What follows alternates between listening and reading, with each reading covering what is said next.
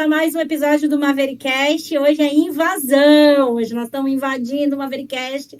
E eu fui convidada para ser a mediadora dessa maluquice que é juntar essas 4 mulheres maravilhosas para a gente ter um papo muito bacana, muito legal sobre cachaça, a nossa bebida mais querida desse planeta e desse país. Mais do país do que do planeta, mas eu tenho fé. Então a gente está aqui com a Isadinha, com a Frau Cachaça, com a Mari Mesquita e com a Biruta da Terra. Vou dar o espaço para cada uma de vocês, aí vamos ver no que dá, tá? Fique à vontade. Quem quer começar falando um pouco sobre si? Mediadora, você tem que enviar isso. Então tá, vai, Isa, já vai por você, Isadinha. Bom, eu sou a Isadora, também conhecida como Isadinha. Eu trabalho com bebidas já fazem 15 anos. Eu comecei no salão, fui me especializando em cachaça. Hoje eu sou uma especialista em destilados. Tá aqui um W73 na cara, estudando que nem uma louca para provar isso. Justamente para me aprofundar ainda mais no universo da cachaça e conseguir falar do Brasil usando termos, referências e aprendendo também com lá fora. Eu se inspirar no quintal do outro para a gente fazer melhor aqui e espalhar isso de uma forma ou de outra. E aí eu acabei entrando no bar ao começar a dar treinamento para bartenders. Hoje, se você me chamar para qualquer coisa, eu já fiz alguma coisa delas em restaurante. Mas meu foco principal é principalmente consultoria para marcas de bebidas que, de preferência, tenham um core brasileiro, não só destilados como fermentados também, e ensinar as pessoas a utilizar o Brasil de uma forma menos caricata, mais assertiva e, por que não, mais luxuosa. Bom demais. Assim, aproveitando para falar, né, o convite, quem juntou todas nós aqui foi o Mozão. Né? Você obrigada, querido.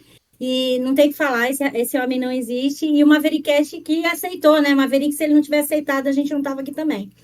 Vamos continuar, então. Nossa, Isa, vou te falar que eu conheço muita gente que tem você por referência, assim, de treinamento, tá? O pessoal fala que, assim, teu carisma... Eu ainda não passei por isso, mas o pessoal fala que teu carisma, a tua forma de explicar, de mostrar a paixão que você tem pelo que você faz é, assim, contagiante, fantástica, tá? E Obrigada. depois a gente continua falando, mas agora eu vou passar a palavra para a Frau. Frau, agora é tua vez. Contar um pouco sobre você. Gente, a segunda da fila, olha. Oi, gente, tudo bem? Meu nome é Letícia. Eu também sou conhecida como Frau Cachaça. A maioria de vocês me conhece como Frau Cachaça. Eu sou importadora de cachaça aqui na Europa. Eu trabalho com cachaça há 9 anos aqui na Áustria, que é um país minúsculo, não é Austrália, tá? É Áustria, um país minúsculo, bem pequenininho, menor que o estado de São Paulo. Enfim, a minha missão de vida praticamente na última década, tem sido espalhar cachaça aqui na Europa, em vários idiomas diferentes. Assim como a Isa, eu também sou WST, forever. Eu venho do mundo dos vinhos, né? Quem me conhece aí sabe que eu sou a doida das harmonizações e dos jantares legais, gosto de elevar aí a culinária brasileira em parceria com outras pessoas. Ultimamente tenho me arriscado mais na barra do bar, mas, enfim, sempre aprendendo muito. E é isso, faço degustações, workshops, harmonizações, tudo com cachaça. Então, o meu intuito também é elevar e educar as pessoas a respeito do consumo da cachaça das formas mais variadas possíveis. E Frau, você está onde? Você está situada onde? Viena, Áustria. Viena, Meu Deus, Áustria. todo esse mundo, que loucura. Sim, eu moro... Oi? Não, eu vou guardar a pergunta, vou anotar aqui. Pode falar. Ah, tá. Não, eu moro fora há 20 anos, eu venho aí do mundo dos vinhos, eu trabalho com bebida há 12 anos, mas com cachaça 9. E é isso. Vou passar a palavra então para a próxima, porque muita coisa para a gente falar. Perfeita. Guarda para depois, que tem muita história, com certeza. Eu vou agora, Sim. né? Olha só, gente, olha como nossa, né? A constelação aqui brilha que ofusca os olhos. Eu vou passar agora para pessoa fantástica também, a Biruta. A Biruta, que por acaso também se chama Letícia, né? E ela tem uma história linda e deixa aquela conta que, meu Deus, sou fã de todas vocês. Vamos lá. E aí, gente, tudo bom? Eu sou a Biruta, Biruta da Terra. Quando a gente trata de coquetelaria, sempre vou estar com esse nome. O nome próprio fica mais para os íntimos e familiares.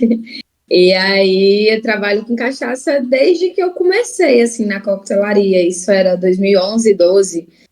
Trabalhava para poder conseguir eu fazia engenharia de petróleo na época e aí eu trabalhava com coquetelaria como freelancer, e a cachaça sempre esteve à frente, e sempre foi um embate muito grande, assim, que o pessoal, não gosto de cachaça, me dá tudo com vodka, me dá tudo não sei o quê. Minha gente, bora provar aqui, bora ver se a gente muda essa ideia. E aí foi nascendo essa paixão, assim, pela cachaça, fui estudando, né, fiz sommelier de cachaça, para poder me aprofundar mais e ter propriedade para falar. E aqui para cima no Nordeste, acho que de modo geral, Brasil e mundo, ser mulher já é bem complicado.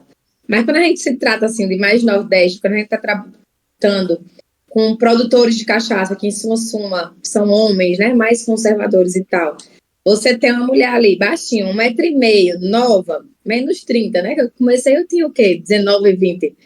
E aí, tipo assim, é uma pedra que tá falando aqui. Aí eu disse, não, eu vou provar que vai dar certo. E aí foi assim nessa construção. Hoje eu tenho uma empresa de eventos que atua Paraíba, Rio Grande do Norte e Ceará. A carta, boa parte dos coquetéis são com cachaça. Faço consultoria para bar e restaurante, que eu sempre tenho que ter uma cachaçinha, assim, tudo que é meu tem que ter pelo menos um drink com cachaça ou alguma coisa com cachaça. E aí foi, tipo assim, meus 2 últimos anos foram bem felizes, assim, pós-pandemia, porque eu tive um jantar harmonizado para um banco grande a nível nacional, e o jantar ele foi harmonizado todo com cachaça. Apesar de ter vinho, os vinhos praticamente não foram consumidos. Eu fiquei assim, meu Deus, isso dá certo. E ano passado, com a competição da Campari, meus 2 coquetéis para o campeonato tinham cachaça dentro. Então, assim, você tá com isso para jurados a níveis nacionais. E teve até uma moça de fora também que estava julgando. Eu disse, não, faz sentido. Eu acho que a cachaçinha é o caminho. E acho que é isso, assim, em resumo, isso é meu. O povo perguntando onde é que tu mora, de onde é que tu é. Então, veja o Nordeste aí, porque é muito na mochila. Coisa boa. Mas esse sotaque, minha gente, reparem nesse sotaque. Puta que pariu. O melhor sotaque do Nordeste é de porra, gente. Paraíba é foda. Não, o sotaque da Biruta e outro sotaque que eu amo é o da Thalita Cacho. Eu acho que assim, eu fico ouvindo áudio assim, dando. É tão bom, é tão gostoso, vocês parecem que põe a gente no colo. E eu tenho uma pergunta depois. Sim. É de coração fica até quentinho. Não, é bom demais. A gente é acolhedor. Demais. É Nordeste. Depois eu tenho uma pergunta para você também, Biruta, mas vamos guardar. Agora, claro, vou passar a palavra para a Mari. A Mari Mesquita também tem uma história linda. E é uma guerreira de número, me marca maior também, sou fã. E ela vem do café. Mas conta essa história você mesma, Mari, que é muito mais divertido do que eu. Eu amo que a Waka fala, eu vou guardar para depois, e a gente fica o rei da prévia. Depois ela pergunta e vai guardar para depois. Ela só fica jogando spoiler. Sei de spoiler. Meu nome é Mari Mesquita, eu sou amazonense, eu moro em Brasília e eu paro pouco. Então eu tenho a sorte de ver essas minhas amigas cachaceiras com alguma frequência em cidades aleatórias por aí, com muito mais facilidade do que se eu estivesse só em Brasília o tempo inteiro. Eu vim do café, como a Waka spoilou, não sei se esse verbo existe, mas eu trabalho basicamente com sensorial e a coisa que eu mais gosto, que é entender as cadeias produtivas das coisas. E como barista, eu comecei a ter o privilégio de conseguir ir para as fazendas que produzem café desde o início da minha carreira, que tem umas quase 10 safras aí. E dentro disso eu comecei a me dar conta de que tudo que era produzido nesse esquema de entender quem estava fazendo e que uma tecnologia por trás dessa produção toda me interessava. O que aconteceu mais ou menos no mesmo tempo que eu comecei a competir em campeonatos de café com coquetelaria com café, e às vezes sem café também, Então comecei a me interessar mais pelos destilados e por essa história que os destilados brasileiros contavam, assim. Então, o meu encanto pela cachaça tinha a ver com contar uma história de Brasil que falasse sobre quem está produzindo as coisas direto na terra mesmo. E foi meio isso, assim, eu comecei a ser mais convidada para ir visitar as alambiques e visitar as produções, o que fez com que, uma vez na cidade, não mais visitando só o campo, a aplicação direta disso fossem essas consultorias para bares, para montar as cartas de coquetel, para entender tecnicamente como a cachaça e os produtos se inseririam nesse contexto de mostrar para o consumidor final, de fato, que encantamento tremendo é esse que a gente sente pelo que está sendo produzido por aqui. Mas no meio disso é isso, acho que hoje eu trabalho com uma diferença de produtos muito grande, mas que todos têm duas coisas em comum, que eles precisam ser muito gostosos e esse gosto todo tem que ser consequência de uma forma de produzir seja encantadora. Isso no café, na cachaça, no vermute, no que quer que seja. E essa eu sei que é uma coisa que eu tenho em comum com vocês que estão aqui comigo também. Então é um prazer falar com vocês todos hoje. E tem uma relação muito legal do café e a cachaça, né? Se a gente pega todo o mapeamento do roteiro de expansão das entradas, ela é exatamente o oposto do roteiro do caminho do café. Então, quando houveram as entradas, eles começaram a subir pelo Brasil e depois desceram com o café espalhando por uma região muito semelhante, onde eram usinas, eventualmente viraram cafezais, e é muito interessante ver essa relação, e até hoje nós somos os maiores produtores de açúcar e de café do mundo, né? Exatamente. É interessante também, assim, uma coisa que eu acho interessante também é como surgiu em vários lugares, dentro das tradições locais, bebidas de café e cachaça.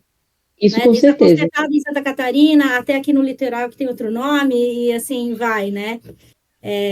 Eu acho que, assim, historicamente falando, né, as coisas não acontecem à toa e não é assim hoje porque, né, veio do acaso, né? Isso é muito legal de se colocar. Eu, assim, entre vocês, eu sou a mais leiga, vamos ser honestas, né?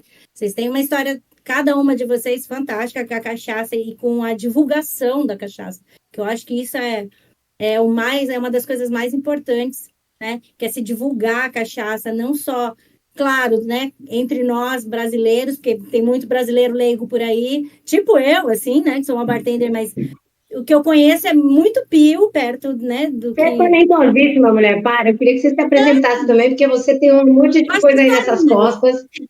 Eu gosto de história, Mulher, pare com isso. mas o que eu acho bacana é assim, como que vocês não vou nem falar do desafio de ser mulher por enquanto, mas como que para vocês, como é para vocês, queria que vocês comentassem um pouco, como é para vocês a busca de informação, porque a informação no Brasil é algo que está tudo pulverizado, é difícil de achar, né? Como é conseguir essas informações, trazer isso para dentro de si, transformar isso em algo que faz sentido e transportar isso para fora, para pessoas com outras culturas, com outras histórias, ou diversidade, enfim. Como é que é isso para vocês? Posso começar falando? Por favor, Mari. É que essa é uma resposta que eu tenho clara na minha cabeça, assim. Acho que a gente tem dois privilégios como país, assim. O primeiro é que a gente produz de formas muito distintas e a gente tem conhecimentos muito diferentes no país inteiro. E a gente tem como ter acesso a isso hoje em dia porque a gente se integra muito mais, né? E a gente acaba virando um pouco embaixador de uma região ou de outra, de forma assim. E por a gente ter um investimento muito forte em ciência nesse país e uma produção muito histórica, no nosso caso de cana-de-açúcar, a gente tem um reconhecimento muito grande da ciência sobre cana. E acho que a gente tem uma ferramenta de pesquisa maravilhosa que são os institutos federais e um monte de pesquisa técnica feita em universidades públicas que Sim, tem todo o verdade. conteúdo disponível para quem quiser saber. Então, quando a gente precisa de um amparo técnico, de alguma coisa, que ninguém inventa roda todos os dias, né? Quando a gente precisa acessar alguma coisa, a gente tem uma profusão imensa de artigos sobre sensorial e produção, mesmo que não seja na ponta, assim, mesmo que seja uma PhD falando do final dessa produção, mas a gente tem teses de doutorado, dissertações de mestrado, até projetos de iniciação científica falando sobre cachaça e sobre a produção de cachaça no Brasil todo, porque é uma coisa tão importante, um produto tão importante da cana, que a gente tem informação disso. E aí eu acho que vai um pouco do quanto a gente valida um outro tipo de conhecimento que eu considero mais importante que esse, inclusive, que é conversar com quem está na ponta fazendo aquilo. Então, se a gente conversar com quem era bartender muito antes da gente, que é a galera que já vende na vendinha garrafada com cachaça, que já comprava cachaça muito antes da gente saber o nome disso, essas pessoas têm uma referência de quem produz muito perto delas, porque a gente produz cachaça no Brasil inteiro. Então, frequentemente, quem vende cachaça num barzinho em Alagoas não está comprando de Minas Gerais, está comprando a cachaça alagoana. E essa pessoa vai saber te dizer por que aquela cachaça tem gosto de cachaça alagoana, porque ela está muito perto. Então, se você aprende a validar o conhecimento que está muito perto de você, a gente tem uma grande sorte de saber mais coisas. Então, acho que são essas duas paradas que me ajudam muito, assim. Ter acesso a um conhecimento técnico que está público e é disponível, e que é amplamente produzido no Brasil. E essa outra coisa que é, apesar das pessoas não lidarem com a cachaça como a Isa ressalta, por exemplo, como um luxo, a cachaça está muito próxima delas, porque a nossa história é muito ancestral com isso. Então, realmente, basta perguntar para quem está na ponta antes que essa pessoa vai ter. Uhum.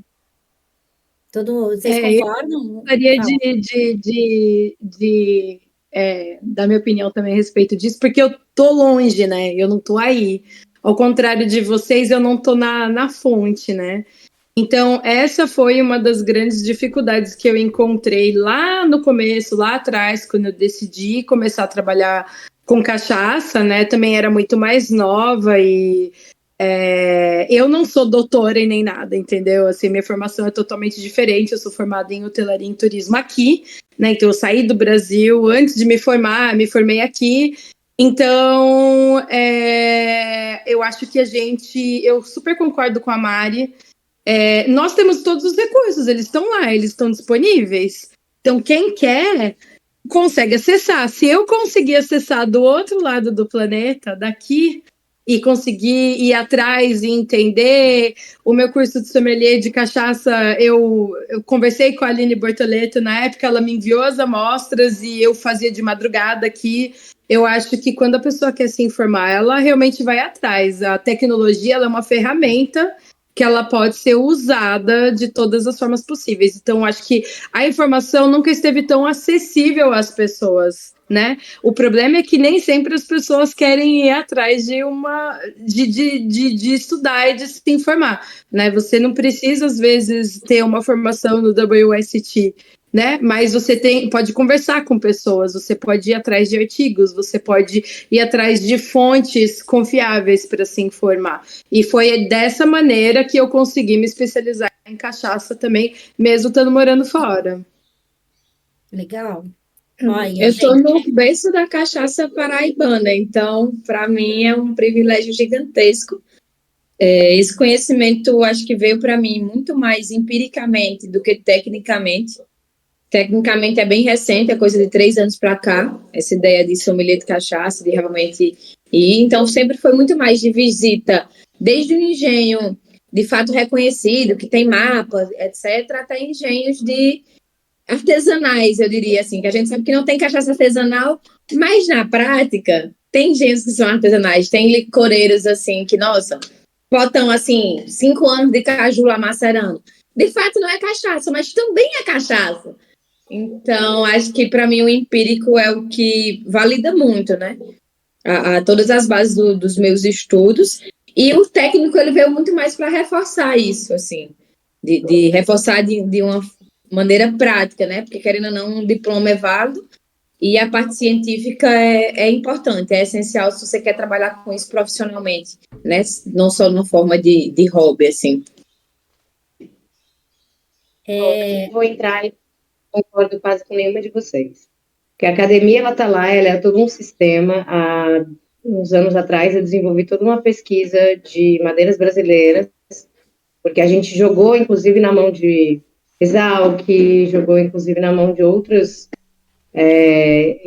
academias, pesquisar o que a França já está fazendo sobre as madeiras brasileiras. Marcadores que a gente só insiste em fazer de carvalho. E aí, o máximo de pesquisa que tem é comparando as madeiras brasileiras com o carvalho. Então, é como se eu me comparasse com a Frau, vamos lá. Ela tem o cabelo vermelho, eu tenho o cabelo preto. Pinta o negocinho de marcador preto e não pinta o negocinho de marcador ruivo. Ele vai comparar as nossas semelhanças, mas não vai fazer uma análise completa das nossas madeiras. Essa pesquisa eu fiquei fazendo durante 2 anos, com todo tipo de processo, eu e o Maurício e o Rafa Bocaina, inclusive comidas.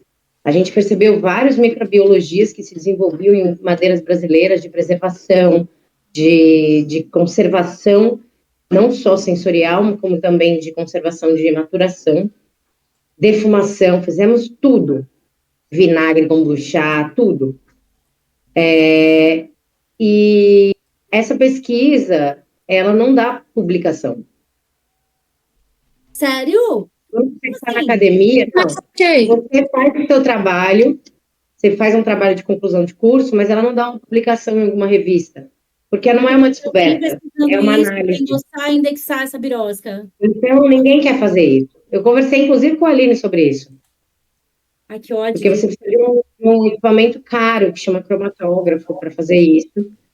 França já tem todo um estudo em cima das nossas madeiras, a Escócia já tem todo um estudo em cima das nossas madeiras, e o Brasil não tem um estudo das nossas madeiras. Deixa eu perguntar. Com certeza, a gente tem muita informação de pesquisa, inclusive socioeconômica, de desenvolvimento de cachaça, de cana-de-açúcar, de café e de todas as culturas aqui no Brasil, mas elas são muito destinadas, obviamente, que se eu estivesse na academia, eu não ia fazer uma tese de TCC que demora pra caralho para fazer uma coisa que não vai dar publicação. Eu vou fazer um negócio que vai dar publicação, obviamente. Né?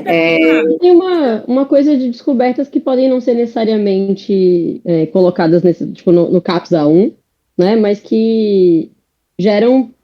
Acho que assim, o que eu falei no início é que elas não são necessariamente só o A das Olimpíadas, tipo a medalha de ouro do Mundial das Publicações, mas que são coisas que têm espaço para existir. Eu vejo bastante gente trabalhando com madeira brasileira. Passar a existir ou fazer um A da publicação? Deixa eu fazer uma pergunta, gente. É bem por aí que acontece isso. Deixa eu fazer uma pergunta. No caso, essas publicações, né, elas têm que sair claro, né, de uma universidade, um órgão de pesquisa. Elas têm que ser de que disciplina, vamos dizer assim? É a engenharia florestal, é a gastronomia, é a engenharia agrícola, é a agronomia? Quem é que faz? Onde está essa cadeia? Publicidade sobre cachaça e comportamento de consumo. Sério? Não tem necessariamente um universo. Sim, porque a gente está falando de algo que é pejorativo, vamos dizer assim, e como transformar isso numa coisa legal. Como rastrear esse contexto histórico, de onde vem isso, entender como transformar isso. E aí vem muito, eu acho que é desse papel. O que eu enxergo como tudo que a gente absorve de informação. Cara, estou estudando pra caralho. Todo mundo aqui lê muito, pesquisa, a internet ajuda pra caramba pra gente ler teses. Mas eu acho que o jeito que a gente fala, o jeito que a gente traduz isso é o que vai fazer a diferença. É o que vai fazer a pessoa se conectar. Porque a gente tem uma ferramenta muito valiosa quando a gente está dando um treinamento, fazendo um evento, como a Biruta falou, ou fazendo uma degustação harmonizada, como a Frau falou, ou trazendo café e a cachaça, como a Mari falou. A gente tem a ferramenta da compreensão mais acessível do mundo, que é o sentido. Então, ali a gente consegue fazer a pessoa passear por onde a gente quiser contar. Perfeito. Só basta a gente descobrir. E aí, essa digestão de informação que eu acho que é muito importante, que todo mundo aqui eu aplaudo e acho que é lindo uma maneira como. Perfeito. Mas como é que. Vocês estão me ouvindo? Sim. Ah, então tá. Eu senti que teve uma falha aqui. E como é que. Assim, não há realmente um incentivo, a gente sabe.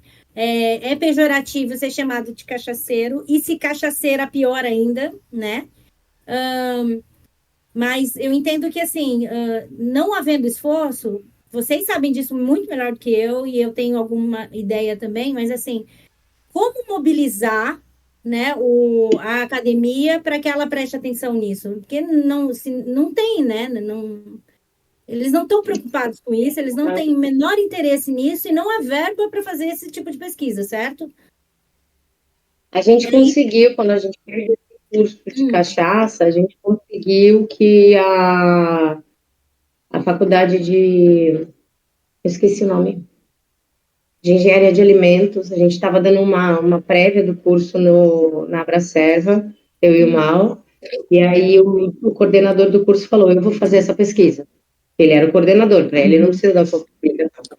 Ele ia fazer essa pesquisa para depois gerar isso para os estudantes dele começarem a gerar outras pesquisas que dariam publicação. Sim. Mas aí entrou um governo que cortou bastante verba da gente, e da parte de estudo, né? E essa Partes pesquisa em geral. Não, foi geral o corte, foi ridículo. Partes em geral. Né? Foi ridículo. Principalmente na educação, cultura, essas coisas. Então, aí foi uma pesquisa que a gente dedicou, tipo, quase 5 anos de vida, eu e o Mal, para fazer. Foi muito teste, foi muita pesquisa, foi muito investimento. E as madeiras são fabulosas, mas assim, não acho que é uma briga que eu iria entrar agora. Não, e acho Mas se tiver algum universitário aí querendo uma pesquisa muito bacana, estamos aqui, viu, gente? Ó, galera, se tiver Tem alguém muita coisa aí que está fazendo faculdade na universidade, ou alguém que está já pesquisando, pensando no mestrado, um doutorado, viu? Tem dados importantíssimos aqui, hein? Pesado, Olê. Pesado. Eu acho que a gente entrou nesse papo super acadêmico também, que é massa, porque a gente tem muitos exemplos muito bons, Waka, de mulheres que são da cachaça e estão fazendo pesquisas muito fodas, muito incríveis dentro de contextos. E aí tem duas coisas, assim.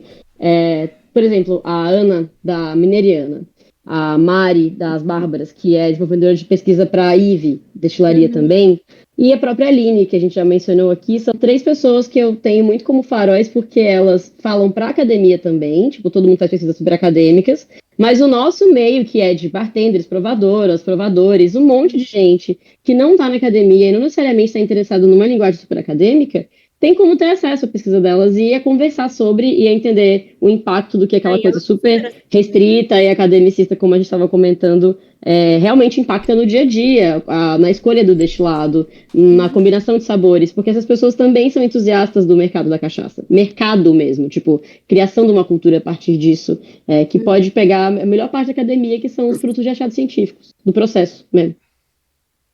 Certo. E deixa eu perguntar uma coisa. Quando a gente pensa em processo, né? A gente conhece o que todo mundo sabe, o que todo mundo diz não compre nada sem mapa, né? A outra coisa, os grandes, né? São todos feitos né, em larga escala, então, enfim, nunca são bons, né? E afinal, até onde vocês enxergam esses limites? Como é que é isso para vocês? Porque, por exemplo, eu já tomei muita coisa boa, feita caseirinha, sem mapa. E também já tomei muita coisa ruim. Então, assim, eu queria entender como é que vocês, sob o olhar do conhecimento que vocês têm, como é que vocês enxergam esses limites? Eu não estou participando, estou mudinho aqui, tô só na chamada. Porra, a verdade absoluta não existe verdade absoluta. Não? É a mesma coisa que falar, não, todo homem que usa vermelho é um idiota. Não tem como falar isso, gente. Respeitoso com os que usam azul. Criar essas regras. E aí, mas assim, vamos lá. Então, o que outro dia eu ouvi um cara falar isso, que ele não toma nada que não tenha mapa. Entendeu? Não, fica à vontade. Eu tô rindo aqui, desculpa, gente. Relaxa, tá tudo certo.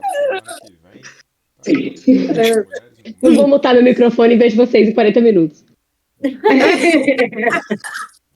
Não, mas ó, é sério. Não, mas assim, vamos lá. Essas regras absolutas, eu acho que é o pior erro que alguém pode cometer. Obviamente, a gente poderia falar algumas delas em determinado momento da história. Hoje a tecnologia muda, a evolução muda, a gente tem coisas que se transformam, tem vários tipos de destiladores, são híbridos, tem 1000 coisas acontecendo simultaneamente. A gente não está falando de uma produção que continua com um resfriador de água. A gente está falando de uma produção que o cara investiu, que tem um aquecimento totalmente diferente, de cinta. A gente está falando de uma produção que mistura conhecimento de produções do mundo inteiro para fazer um negócio que extrai o melhor. Então, falar, eu não tomo coisa sem mapa. Tá ok, tá prudente. Mas não quer dizer que, eventualmente, se ele viajou, se ele está passando por um alambique e o cara produz para ele não pode ter uma cachaça que vai dar um prazer absurdo. Lógico, aí vem o conhecimento sensorial, cafunga antes para garantir que não vai te fazer mal. Sim. Alguns sinais vão te dar ali. Não há conhecimento mais ancestral que o olfato, né? Gente, todos nós científicos são proteções contra o mundo, né? Contra ameaças. Então, cafungar, deu vontade de botar na boca, vai. Às vezes a gente olha uma coisa fofinha e tem vontade de morder, imagine. Isso eu só me lembrei de uma época que eu ouvi e acho estranho, mas faz todo sentido. Com certeza. Eu me lembrei da época que eu fui fazer um curso de vinho. Era um mês. E aí era uma época que eu estava sem beber, por questões, sei lá, religiosas, o que é que eu inventei. E aí, eu fiz o curso inteiro de vinho, maravilhoso. Sem beber, gente. Como é que faz isso? Não, era só você usar comparação. Eu vou deixar de provar o negócio. Não deu. Ai, meu Deus. Nossa, Biruta. Mas, Lelê, era só cara. você usar cuspideira, amiga. É para isso que a gente usa cuspideira, cara. Para você podia sei lá o que deu na cabeça da mulher. Era... Não, mas olha só. Tem pessoas assim, às vezes elas ficam dodóis. É promessa para ganhar campeonato, com certeza. Não vou colocar 1 grama de álcool na boca até ganhar o campeonato da Campari. E aí... Não, mas... Não, ó, esse ano eu sempre faço um jejum depois das festas do final de ano, quando é janeiro, assim, eu faço um jejum e eu fico uma semana aí. O ano passado eu fiz Dry January, né? Fiquei sem beber o janeiro todo e tal.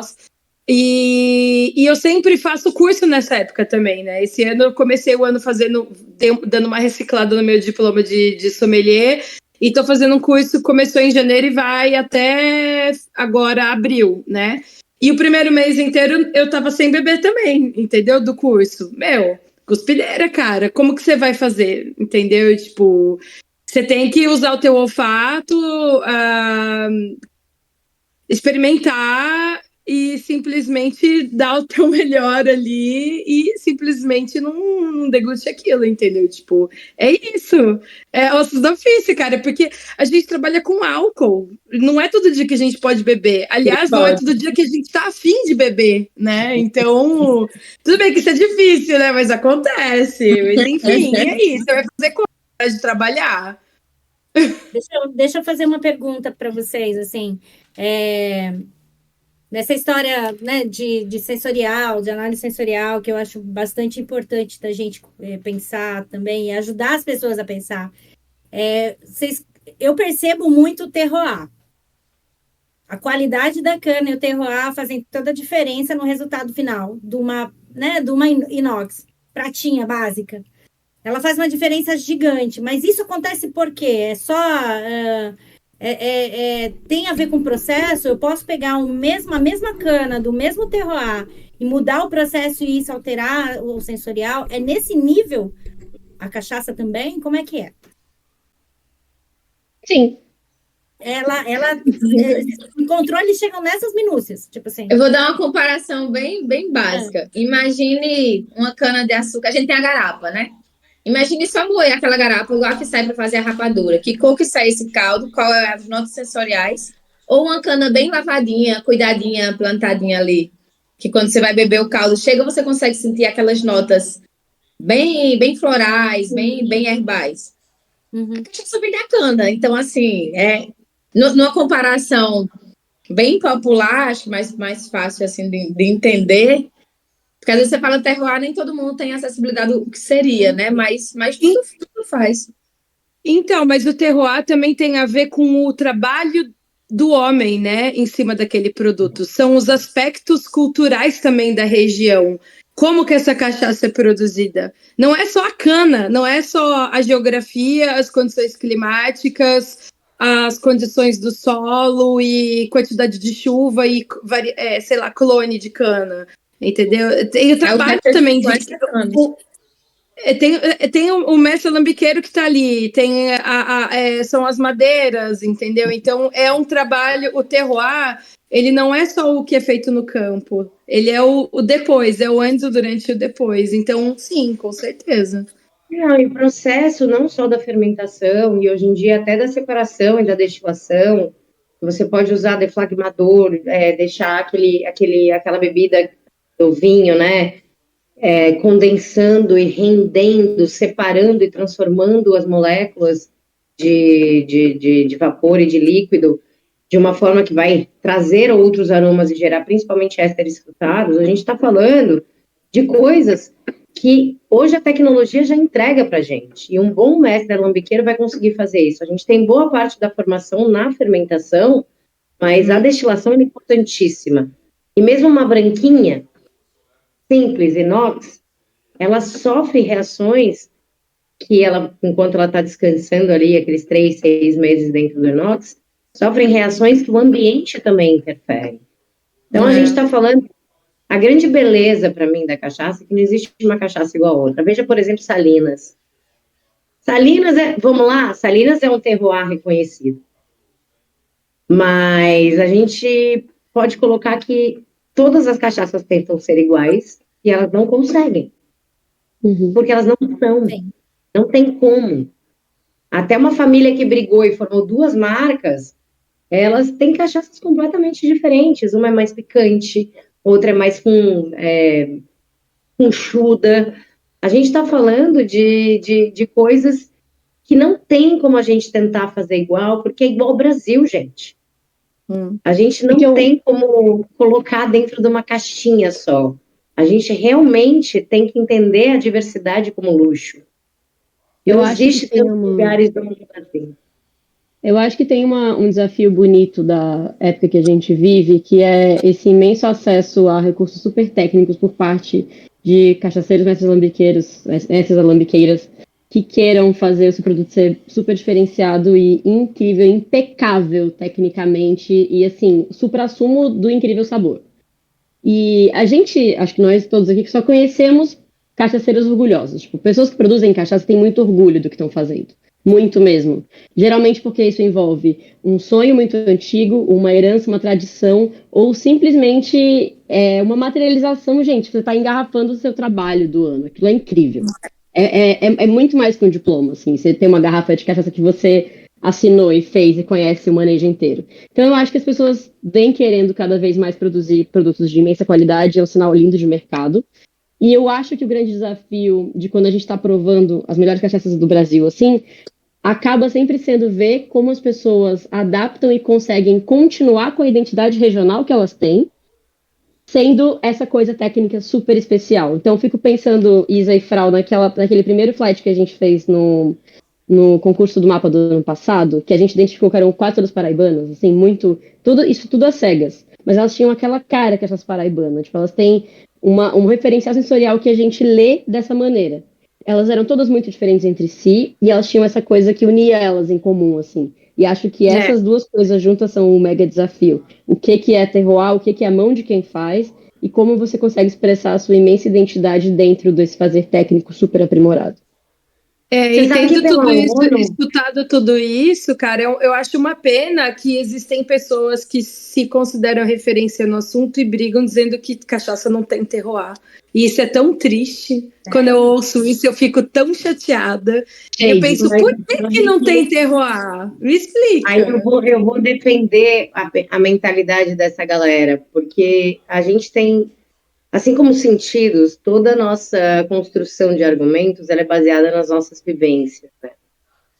E eu sou jurada do Mundial de Bruxelas de Destilados e a gente já debateu bastante essa questão. A cachaça, assim como o pisco peruano, são um dos poucos destilados que, em geral, passam por uma fermentação. O pisco peruano, inclusive, obrigatoriamente é uma única destilação. assim como a maioria das cachaças que a gente tem de alambique. A cachaça de alambique e o pisco peruano, por uma única destilação, eles vão concentrando os aromas principalmente formados na fermentação, que é o que a gente vê bastante em vinho. Em geral, os outros destilados, eles recebem uma porrada de retificação que esses aromas vão ficando para trás. E a seleção dos aromas que acaba entrando dentro da bebida é muito mais destinada a aumentar a graduação alcoólica e otimizar a produção. Então, você vai acabar perdendo esses ésteres que são principalmente derivados da fermentação. E aí, eis a questão. A gente tem que entender qual que é a bebida que a gente está falando. A cachaça, ela tem terroir. Uma vodka também, mas menos. Um gin não vai ter. Um gin, por exemplo, ele vai ter uma expressão completamente diferente do que uma cachaça tem. Seja feito do que for. Biruta, Então, a gente A proposta vive... do gin, né, é Entender. diferente.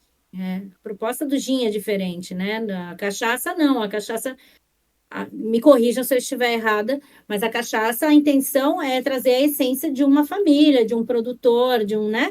Ele quer isso quando ele produz uma cachaça. O gin, não. Eu acho que o gin Isso é legal. Pela lei, ele tem que querer. enfim, é outro rolê. Né? Não, e a cachaça também. Não dá pra gente procurar o sorvete no pote de feijão, entendeu? Tipo, a gente tem que saber que o feijão tá no pote de feijão e o sorvete tá no pote de sorvete. Aí você tá morrendo de calor. Eu quero sorvete. Tem feijão. É frustrante. Não que o feijão seja ruim. Ai, que tristeza, mas ele tem o seu papel. Ai, isso. É muito Dona Biruta, a senhora que está no coração de uma das mais proeminentes e importantes escolas cachaceiras deste país. O que tem a dizer sobre terroir e cachaça? Não ouvi a pergunta. A senhora está no coração de uma das escolas mais interessantes e legais de cachaça deste país, né? Conte aí o que você acha de terroir e cachaça, por favor.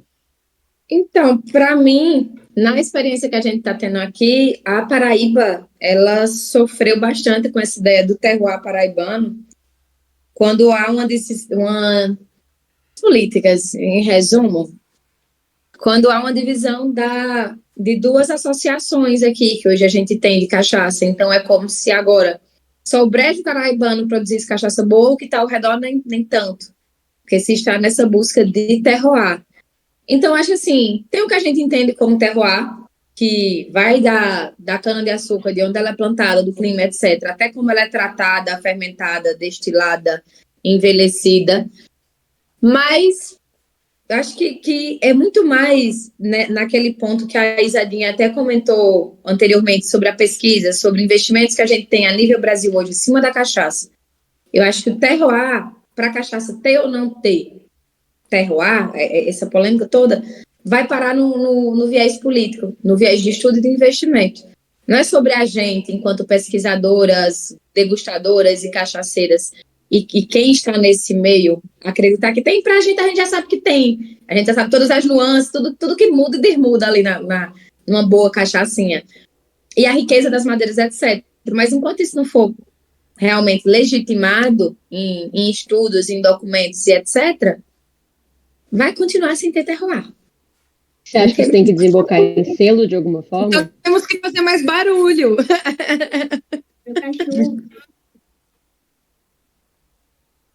Mas é sério, ele é enorme. Senão Tá mudo, Isadinha, teu microfone.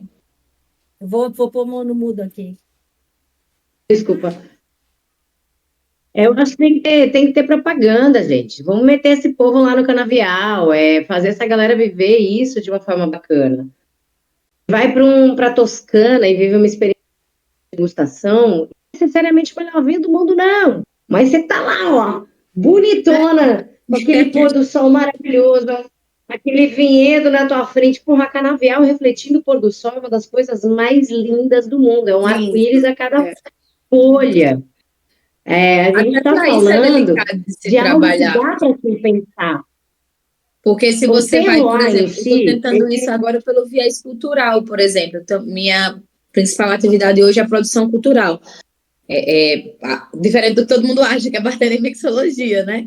E aí eu trabalho com muitos editais. Você justificar a cachaça como cultura é muito delicado. E quando você vai para a parte comercial, entra em outros interesses que também é delicado. Aí você fica, tá, eu vou botar, então, por que linguagem? De onde é que vem? Mas é muito bacana. Por exemplo, recentemente a gente está tentando nos editais de ICMS cultural, que é justamente essa pegada do que você falou, Isa, de levar o pessoal para essa experiência.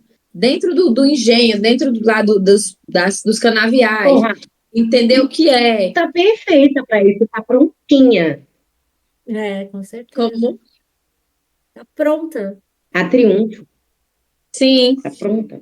Apesar que recentemente eles passaram por um incêndio, foi bem delicado. Mentira! Foi bem delicado. Os 30 anos do engenho foi movido a voluntariado e reativação. Eles E até aí lançaram agora a o gente rótulo teve agora, um né? edital aqui na Paraíba, ICMS cultural voltado só para os caminhos dos engenhos, nos quais tem categoria A e B. A categoria A é para reforma, a Triunfo está tentando, junto com outras cachaças também, conseguir essa categoria, e a B é para produtos culturais serem realizados dentro do engenho. Sou um festival, não sei, na cidade mesmo de Areia, e lá para dentro do engenho ter um festival, uma palestra, um etc. Então, esse edital ele foi lançado antes do ICMS cultural, mesmo assim, o oficial, já para poder valorizar. Então, acho assim, devagarinho a gente tá no caminho. E Maria Júlia é incrível, né? Tipo assim, ela é uma mulher cachaceira, pelo amor de Deus, assim, ela já foi Ela é a melhor pessoa do mundo. representante até fora do Brasil, assim, ela e outra mulher de lá que trabalha com permacultura, agrofloresta, coisa bem orgânica, assim, que é a Luciana. As duas é quem seguram, digamos assim, que o brejo paraibano em termos de cultura, de cachaça, desses conhecimentos, né? Que não são tão valorizados assim. Eu acho que existe uma questão muito séria que a gente precisa levantar e que é uma coisa que a gente já movimenta, inevitavelmente ou por consequência, é que o questionamento que a gente faz, os treinamentos que a gente faz, as consultorias que a gente faz, a gente acaba provocando as pessoas a pensarem de uma forma. O brasileiro, inevitavelmente, ele cresce numa casa que, em geral, tem um whisky, idade duvidosa, mas a pessoa nem sabe. Tem um vermute que nem é vermute, tem um xaropão ali de alguma coisa, mais de uma grande indústria, mas não tem uma garrafa de cachaça. E as primeiras coisas que eles pegam para servir quando chega uma visita nunca é a cachaça. Agora, se você vai lá para fora, a primeira coisa que te entregam em 2 cenários. Um brasileiro. Ah, eu tenho uma cachaça. Ou um gringo. Ah, eu tenho uma bebida daqui. E você vai nos bares e você vê a composição das bebidas. Elas são compostas por coisas que são produzidas no local. Então, a gente está falando de uma inteligência econômica, não somente sensorial. A cachaça não tem uma igual a outra, uma outra, como a gente falou. Então, a gente já tem uma diversidade sensorial que pode acoplar e atender qualquer necessidade que você precise num coquetel. Mas, além disso, a gente está falando de uma lógica sustentável de distância. Posso fazer uma de advogada de diabo aqui? Contar uma experiência minha. Na época da pandemia, a gente organizou um campeonato, né, em Santa Catarina, com a associação, né, de produtores, enfim, só focado em cachaças e tudo mais. A maior resistência que a gente teve foi deles, porque para eles era mais interessante exportar do que fomentar pequenos bares a ter a cachaça deles. A maioria É engraçado que... Ai, desculpa, pode falar. Depois eu... Você falou a palavra que chama fraude. Assim, quando vem agora, né, teve o Cachaça Classics agora, foi até, né, tive a honra de fazer parte do júri, mas assim, eles tiveram a organização, o Fábio teve muita dificuldade em fazer com que os destiladores entrassem, eles quisessem entrar no concurso, porque para eles aquilo não valia nada, não dava retorno nenhum e não sei o quê, sabe? Eu Enfim, caí. e aí, assim, me Eu fazendo caí. advogada do diabo, até que ponto, sabe? A gente não consegue. O problema não está, sabe, lá atrás, sabe, lá no meio ali, né, da rota, né, do berço ao túmulo, tá no meio e não tá no túmulo, sabe? Eu não sei, eu não tenho isso claro. Eu vou te falar qual que é a minha opinião, porque eu faço muitos eventos o ano inteiro, tá? Uhum. E eu trabalho com poucas, mas boas marcas. O negócio é o seguinte, eu acho que ainda utilizando eu acho que o que acontece muito, reforçando isso que a Isa falou, né? Que as pessoas daqui, você vai num bar aqui, tem muitas coisas locais, e ela tem razão. Aqui o pessoal tem muito orgulho dos produtos nacionais e tudo mais. Eles têm lá um bar lindo, cheio de coisas, garrafas internacionais renomadas, mas eles têm muita coisa nacional. O consumo de vinho nacional também é muito forte, então não é só deste lado. Reforçando essa frase aí que a Isa falou, é que os produtores brasileiros, os produtores de cachaça, eles acham, e isso é um ledo engano, que quando eles conseguem exportar, eles alcançaram a Meca, sei lá. Eles acham que se eles exportarem uma vez, ou, sei lá, colocarem a garrafa deles, nem que seja num distribuidor enorme aqui, que fique lá sumido no portfólio do cara e que ninguém trabalhe com a marca dele, se ele exportar uma vez, ele conseguiu alcançar a meta de vida dele. E ele acha que ele não precisa fazer mais nada. E eu costumo dizer para os produtores com os quais eu estou acostumada a trabalhar, quando eu os contato, que experimenta a cachaça, gosta e fala, ó, quero ter a cachaça aqui na Europa, mas ó, eu deixo bem claro, o trabalho só vai começar com a exportação. Porque você vai ter que trabalhar a sua marca junto comigo. Eu sou só uma. Por trás da Frau Cachaça não tem uma empresa enorme, sou eu. Então, você vai ter que ajudar a divulgar o trabalho, você vai ter que ajudar a divulgar a tua marca, como se você está divulgando a sua marca no Brasil. Então, eu entendo a dificuldade do Fábio, porque eu tenho acompanhado aí o Fábio, eu conheço o Fábio desde quando ele entrou, né, no Rabo de Galo e o Cachaça Classics e tudo mais. É difícil mesmo, porque você precisa explicar para a pessoa o porquê que ele tem que pagar para isso. Mas se ele não investir, quem é que vai investir? Ele acha que o Fábio vai ter grana para 20 marcas para a Europa fazer um concurso de coquetelaria? Não vai dar certo, cara. Porque ninguém ganhou na loteria, entendeu? Exato. E dá dó, porque eles não têm mesmo o respaldo do próprio governo que deveria estar investindo nisso. Então é meio que um ciclo que não tem fim, entendeu? Tipo, eu preciso da grana dos produtores, que precisa do respaldo do governo, do público, e assim vai. Então é difícil, porque a gente não tem esse apoio, então a gente depende muito da boa vontade dos produtores e do orçamento deles. Muitos deles são produtores pequenininhos, né? Uhum. E eles não têm também, então às vezes eles querem e não conseguem, é difícil. Mas aí eu acho que é uma coisa muito importante a gente fazer eles colocarem o pé no chão.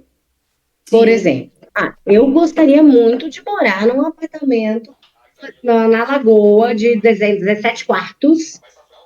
Eu vou investir numa coisa dessa? Eu quero, óbvio que eu quero. Quer me dar? Não. Vai ter que ter um investimento. Então, assim, a gente tem que entender o tamanho da peça. É isso mesmo. Normalmente, produtores de cachaça, eles vêm com a perspectiva de ouvidada, né? Eles deram aquela orelhada. Ai, nossa, eu vou fazer cachaça, eu vou ficar rico. Cara, você tem potencial para ficar rico? Sim. Mas ninguém falou que essa riqueza não vai demandar investimento.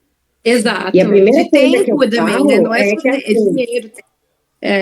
Exato. Investimento, porque você vai investir 3 pau para daqui 15 anos você ter 15 todo mês, entendeu? Sim. Tipo, é uma coisa que ele vai ter que ter consistência, como todo trabalho.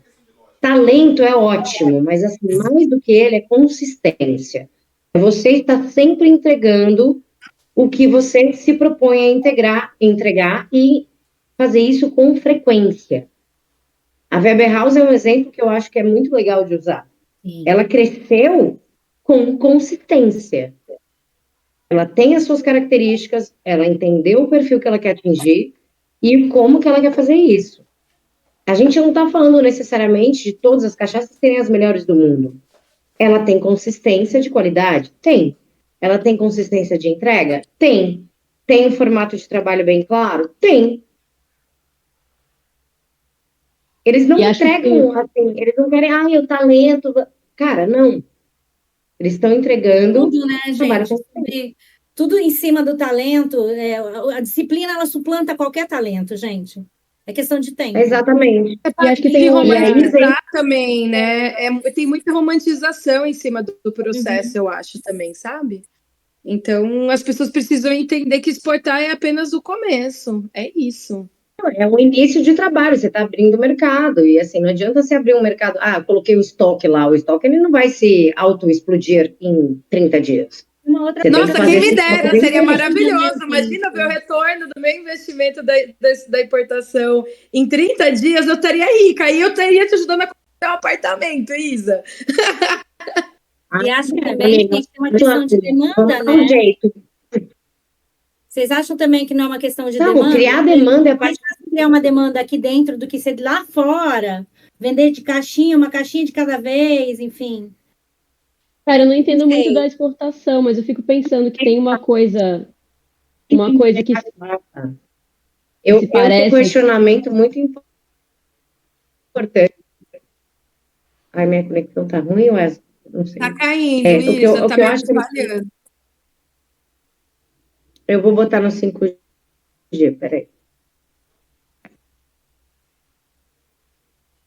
Mari, respondendo a tua pergunta, sim, é mais difícil vender cachaça de caixinha por caixinha. O trabalho aqui é de formiguinha. A Letícia teve aqui, ela viu como que é o trabalho. Só que assim, eu acho muito mais fácil vender uma caixa de cachaça para gringo do que para brasileiro, porque aí de novo a gente cai naquela coisa. Brasileiro não gosta de consumir cachaça, brasileiro não valoriza o produto brasileiro. E então eu acho muito mais fácil vender uma caixa de cachaça para um gringo que experimenta e fala: nossa, que interessante, que gostoso, que exótico, que Brasil, que isso, que aquilo, do que para brasileiro. É simples assim. Entendo super. Eu acho que foi a Waka que perguntou, aliás. Eu acho que na hora foi a Waka que tinha perguntado. É que eu fiquei pensando uma parada sobre os casos que eu acho muito bonitos de alambiques que eu acho que dão muito certo, que entendem produto e crescem muito no mercado e que focam em produto nacional ou em consumo nacional, que eles focam em entender quem os representa muito bem. Então, acho que os casos de concurso, por exemplo, de eventos pensando a coquetelaria e os empórios e os nichos mesmo desse mercado, claro que não estão fazendo a venda no pallet mensal, né? Mas que facilitam a abertura de mercado para que esse produto de excelência esteja um passo mais perto do consumidor final e ele seja meio que levado para o consumidor final a partir de um mensageiro ou mensageira que está muito orgulhoso de propor aquilo, né? Que está muito orgulhoso de propor ou a inovação ou a tradição, mas que sabe a ficha técnica daquele produto e tem orgulho de falar dele. Então, acho bonito quando nós, bartenders, a gente tem um contato com o produto e a gente consegue apresentar para o consumidor final, porque dentro do contexto do bar, bom, a gente dá treinamento, a gente sabe bastante disso, assim, dentro do contexto do bar ou do restaurante, o comensal está ansioso para viver a melhor experiência da vida dele. E quando você consegue propor isso, ele vai tomar cachaça como ele nunca antes tomou. Eu acho que tem muitos alambiques fazendo um trabalho muito bom de confiança nessas pessoas, assim, esses bartenders. E o que a gente mais gostaria é que eles apoiassem mais, por exemplo, concursos como o que a Waka mencionou. De saber que a gente não é que a gente está pedindo em bonificação 4 caixas ou 3 caixas, porque a galera vai beber no happy hour. A gente está pedindo essas caixas para que todo mundo conheça esse produto. E para que 2 ou 4 daqueles bartenders ali gostem de trabalhar com ele. Que vão mostrar para uma quantidade que eu não vou conseguir mensurar de consumidores possíveis para aquele produto ali. Com certeza. Assina embaixo, mas aí a gente entra no ego, gente. A gente entra num ego e a gente entra nessa urgência que os produtores têm. Porque fazer um alambique não é barato. E eu não sei que raios, a pessoa quando quer produzir cachaça, ela acha que ela tem que construir um alambique.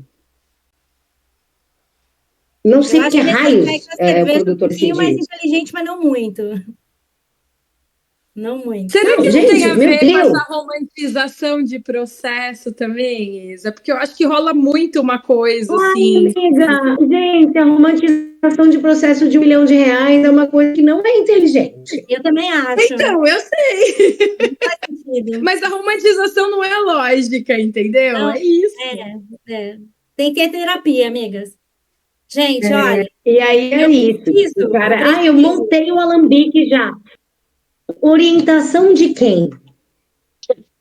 Tipo, para começar. Eu resolvi montar. Tem E aí muito. ele monta um negócio que em geral tá errado, atividade menor. E acaba se fudendo depois, porque tem que fazer ajuste. E ele quer recuperar esse investimento em 2 meses. Gente, não existe investimento acima de R$100 mil que você não recupere, assim, é minimamente 3 a 5 anos. Não tem como você recuperar antes. Não, só que as pessoas pensam da porteira para dentro, elas não pensam da porteira para fora. Da porteira para fora é ainda mais caro. Com certeza.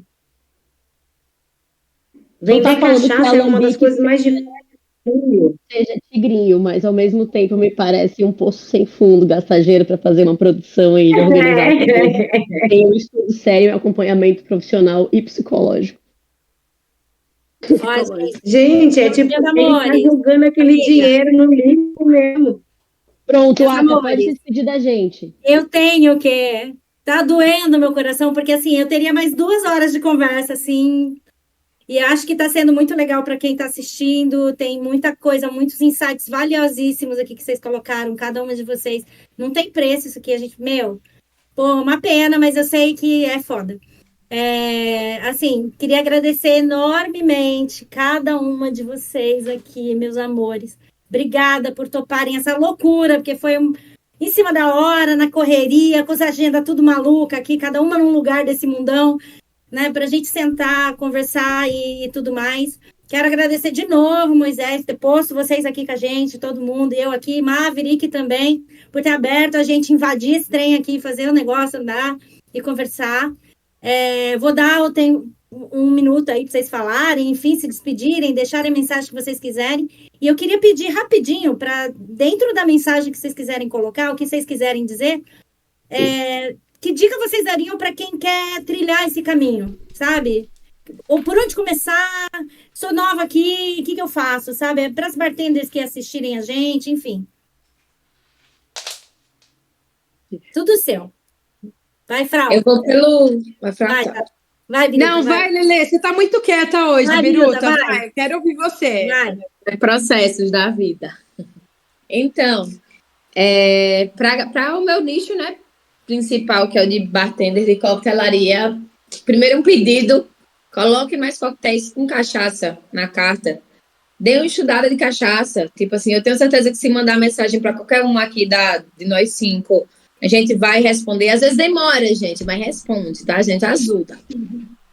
E eu acho que sobre cachaça, se a gente não vestir a camisa, não vai para frente. Tipo assim, não é fácil. Assim, desde que eu comecei, não era fácil trabalhar com cachaça, fazer o pessoal gostar de cachaça. E para mim, eu comecei pegando coquetéis que já existiam. Sei lá, pega um Fitzgerald, que é um que tá na moda. Olha a base dele. Troca o gin pela cachaça e olha ali qual bitter que, em vez de angostura, você vai temperar para dar um negocinho legal. Sabe, pega um rabo de galo, brinca com o chiná, brinca com o vermute rosso. Então, assim, tem umas bases que a gente já tem que são muito boas. E a gente pode refinar. E aí, depois a gente vai modificando e quebrando a cabeça para criar coisas mais, sei lá, esqueci a palavra. É isso. Maravilhosa. Quem vai agora? Eu vou delegar a Frau, então, que ela tá com esses olhos lindos olhando para nós. Bom, se eu puder deixar uma mensagem para quem está começando agora, muita resiliência, muita paciência.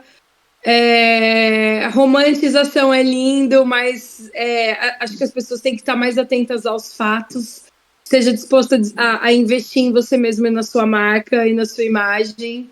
E fique de olho aí no mercado internacional para adicionar aí o nosso twist brasileiro aí, apoiando o que a Biruta falou, que eu super apoio. E é isso, gente. Um beijo para vocês e obrigada aí pelo convite. Obrigada, meninas. Adorei bater esse papo com vocês novamente. Espero poder vê-las pessoalmente em breve. Agora, então, Isa, vai lá. Bom, gente, primeiro, obrigada pelo espaço, obrigada por juntar, sempre estar junto com mulheres potentes é algo inspirador para mim. E mesmo que seja rapidinho, porque realmente a gente é muito ocupada, graças a Deus, eu acho que isso representa muito o que a gente pode falar da cachaça, né? É muito esforço, é muita determinação, é muito trabalho, e não é uma coisa do dia para a noite, é uma coisa que exige, como a gente falou, consistência e principalmente sensibilidade. E eu acho que todo mundo aqui tem isso para dar e vender, e principalmente dá, porque a gente vive dando para a galera, ensinando essas pessoas a entenderem a cachaça de um jeito diferente, que em geral as pessoas têm um pouco de medo. Então é uma forma da gente trazer um pouco mais de humanidade ou de carinho para ela, porque definitivamente a menina de 1,30, a menina de cabelo rosa, a menina de 1,50, a menina piriguete de verde. Gente, a gente está falando de mulheres que não representam ameaça física, que vão trazer a cachaça de um jeito totalmente... Caralho, o que é isso? Eu não esperava ver essa menina falar, me dá essa aula. E aí a gente quebra. A dificuldade, ela pode ser uma fortaleza também. E aí eu acho que a gente tem 5 exemplos aqui hoje que sabem muito bem disso. Muito obrigada por esse espaço, e eu acho que a cachaça representa muito bem o que somos nós, o que somos os brasileiros. A gente tem riquezas incríveis que antes mesmo de conhecê-las a gente já nega. Então, se a gente se abrir um pouquinho, talvez a gente consiga descobrir coisas incríveis e muito mais econômicas e sustentáveis. Então, olha pro seu bar, menino. Para de ficar gastando dinheiro com uísque ruim. E vamos tomar cachaça também. Mari, você agora. Primeiro agradecer o espaço e a troca. Acho que a gente cresce muito nesses debates e não só pelo mês das mulheres, mas eu fiquei pensando na quantidade de pessoas da cachaça que são mulheres e que eu admiro muito. E toda vez que eu tento pensar assim, essas pessoas com referências para mim, porque as pessoas às vezes me mandam mensagem perguntando quem seguir ou quem poderia ser referência, assim, e eu não necessariamente faço uma clivagem via gênero, não separo, siga mais mulheres e tal, mas eu me dei conta de que boa parte das minhas referências... Ih, travou. Volta. Mari. Bem na hora que você estava fazendo um discurso lindo. Ai, ia ficar bonito demais isso. A gente tem que pedir para ela voltar. Vou pedir. Eu voto nela voltar. Também volto. Ela tem que dar um rewind. Aí, vamos esperar ela voltar. Aí eu peço uma Maverick cortar, sei lá, vamos ver no que dá. Gente, vocês estão aí? Estamos. Você caiu. Volta que você estava bonito. Volta. Estava lindo o que estava dizendo. Meu Deus, meu telefone simplesmente apagou com a força dos nossos pensamentos. Vamos ser mais forte que isso. É o seguinte... menina, segura o peso desse podcast, gata. Segura o peso desse podcast. Vai ter Eu acho que eu estava falando sobre a quantidade de referências femininas que eu tenho dentro da cachaça e no bar em geral, assim. E que eu me dei conta de que boa parte das vezes em que eu vou indicar alguém, eu não faço necessariamente uma distinção de gênero, e acaba que, por, sei lá, uma coincidência ou mesmo pela forma como a gente vai olhando para a vida, essas referências são mulheres. Eu acho que o que me facilita muito viver de cachaça, principalmente, é entender que eu sinto grande alívio e o privilégio de não ter inventado a roda e de viver numa época em que várias mulheres já desbravaram um montão desses caminhos aí. E principalmente de tê-las muito vivas, assim. Então, quando eu penso no incrível privilégio que é poder provar uma cachaça do lado da Nina Bastos, isso pra mim é incrível, assim. Ou quando eu consigo ir no Alambique do século XVIII e a Zelinha tá ali me indicando o que provar saindo do Alambique, aquilo é impressionante. Existem mulheres incríveis trabalhando com cachaça, e essas pessoas são incríveis fazendo o que elas fazem pela história delas. A gente tem esse privilégio, assim, de estar cheio de referência o tempo inteiro. Então, a minha dica, não só para quem está começando, mas para quem já está neste mercado, é que a gente converse mais. É que a gente faça parte dos espaços juntas com mais frequência. Que a gente se encontre para provar mais. Esses dias eu fui no encontro da Confraria Copo Furado, no Rio. E o alambique que estava mostrando as cachaças foi incrível, Frau, foi bem impressionante. Eles era um alambique, era da galera da Divina Cana, que tem a Regina e o Paulo, que são super queridos para mim. E tinha uma moça do meu lado que eu conheço e que eu adoro, que me falou assim, eles vão chegar com a Carvalho agora, e eu não provo Carvalho.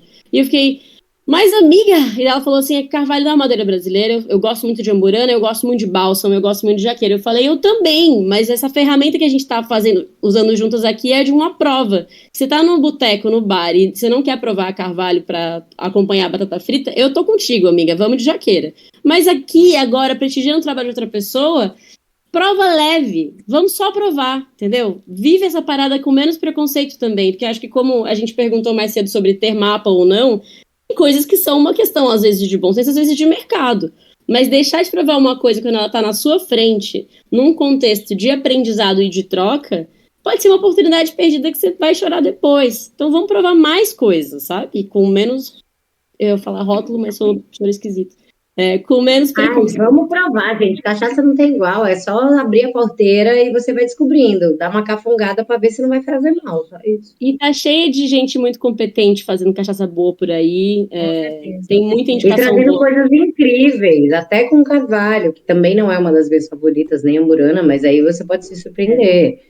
Eu acho que o caminho é a gente se permitir. Eu não vou com preconceito para nada, porque assim, eu já queimei a língua várias vezes, não tomo isso, não acho legal, não sei o que, não sei o que.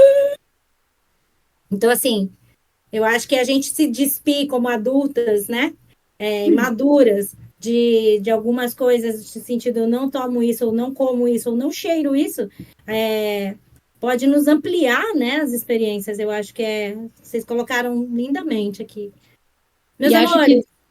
Vamos lá, amiga. Obrigada pelo espaço, Aka, que eu acho muito, muito especial quando você media coisas, porque você é muito gentil. Vai ter parte 2? Então. Eu acho que devia ter parte 2, gente. Eu acho que devia ter parte 2, porque, assim... Olha só, se vocês acharem que tem parte 2, muito legal, comentar aqui abaixo. Comenta. É muito legal março, porque todo mundo lembra da gente, tá? Mas a gente tem, 12 meses no ano, e a gente faz coisa boa 12 meses no ano. Pois é. Não, vamos... aqui, o pessoal já tá falando, pessoalmente no estúdio, parte 2, hein? Tem novidade chegando. Vou ter que comprar passagem para ir pro Brasil, bora! Vem, Frau! Quando você vem, Frau? Já avisa a gente que a gente vai organizar. E bora para Salvador, né, amiga? Eu preciso... Eu não volto mais, né? Eu não volto mais. Eu vou vender tudo aqui para vender cachaça na praia, você sabe. Amiga, olha que dá certo, viu? Dá mais do que aqui, certeza. Meus amores, muitíssimo obrigada. Vou cortar a nossa ligação agora, tá bom? Meus amores divinas, maravilhosas, muitíssimo obrigada. Espero ter mediado da melhor forma possível. E vamos fazer parte 2. Espero. Bora fazer o 2. Gente, obrigada. É um prazer estar com vocês. É lindo, sempre inspirador e esse espaço é muito bacana. Eu espero que a gente conquiste muito mais juntas e multiplicar isso. Mulheres cachaceiras, por favor, univos. Vamos montar um clã. Beijo, gente. Beijos. Tchau.